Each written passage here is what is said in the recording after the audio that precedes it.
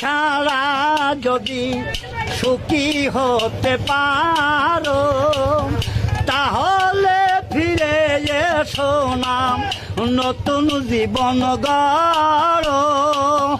ভাবতে ভাবতে জীবন কাটাবো ওই এমন কেন হলো নতুন সাথী পেয়ে বেঈমান আমায় গেছে ভুলে।